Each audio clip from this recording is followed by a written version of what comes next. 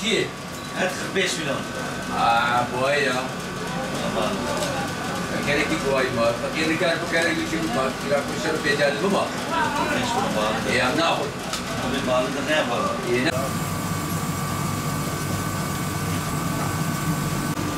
nasıl yapacağım? Abi diyor, göster. Şurada da kablo. Vay kablo da iyi. Ama orada da ya Allah.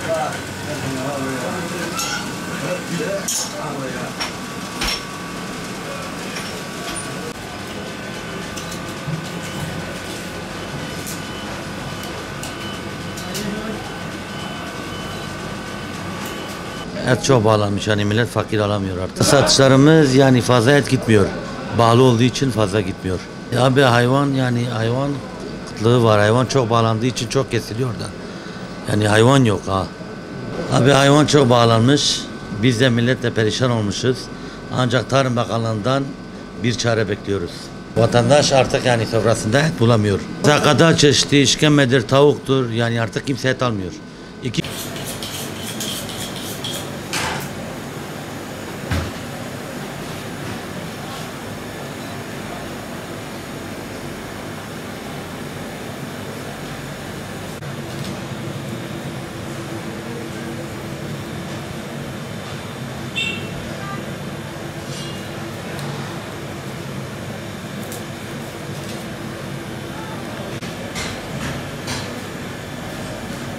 Hadi bakalım.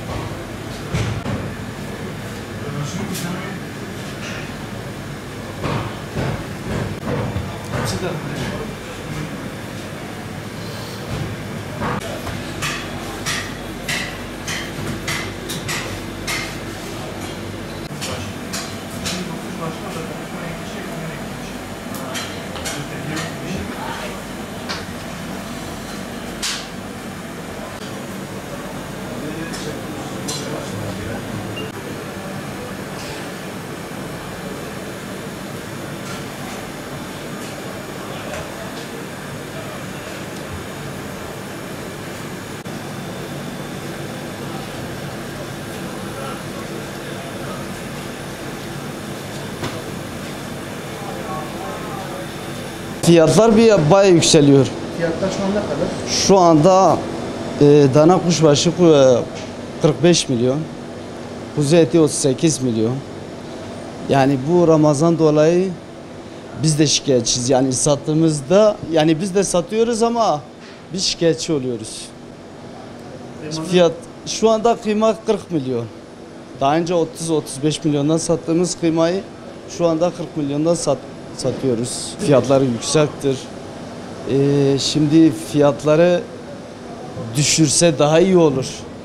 Şimdi fiyatlar baya yüksek. Şimdi düşse benim işim de yürür. Ben esnaf olarak yani benim satışım daha fazla olur. Şu anda satışım çok düşük. Günlük 10 tane sattığım kuzu şu anda 2 tane satabiliyorum. Satamıyorum şu anda. Fiyat yüksek olduğu için satamıyoruz. Şimdi satamadığımız için de halkın sofrasında da et göremiyorum.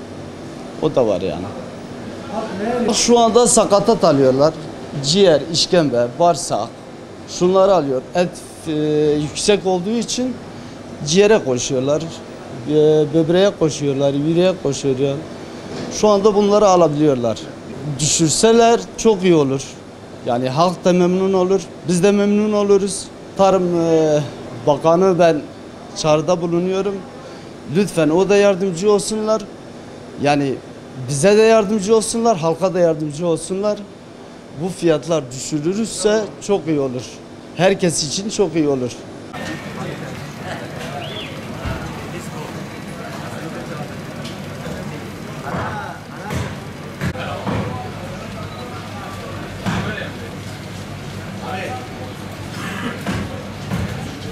Böbrek, dalak, yürek, ciğerin yanındayız. Niye? Çünkü arkadaşlar, müşteriler hepsi buna yöneldiği için, et fiyatları yüksek olduğu için hepsi bunlara yöneliyorlar.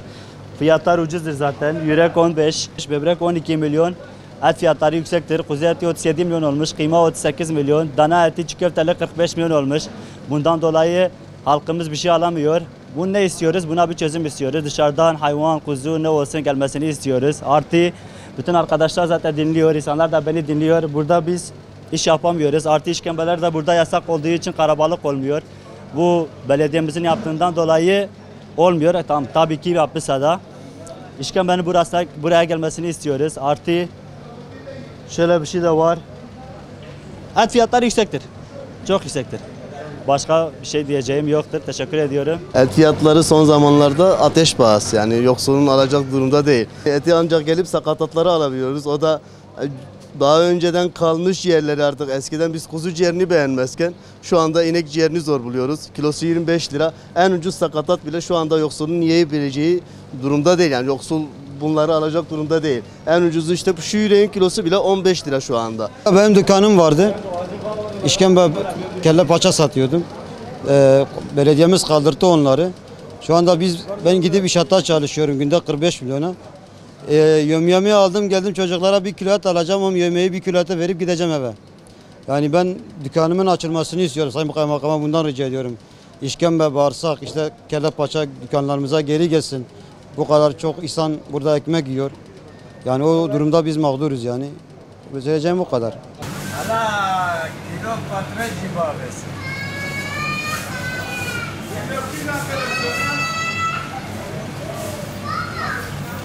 Vay abi kol bayır madde zat bayır.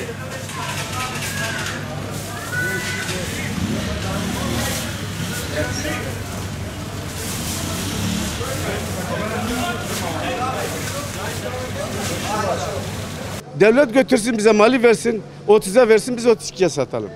Pazarda 37, 39'a alıyoruz, 38'e satıyoruz. Hala da millet itiraz ediyor. Mal yok. Vatandaş da haklı, biz de haklıyız. Mal bulunmadığı için 2 milyon üzerine geliyor. 26 milyon önce satıyorduk, şimdi 38'e sattığınız zaman 39'a da alıyorlar. Bütün kasabın esnaflardan sorun. Tarım Bakanı canlı hayvanı bize Güneydoğu'ya gönderdiği zaman biz de faydalanırız, vatandaş da faydalanır. Bize gelmiyor, hep batıya gidiyor.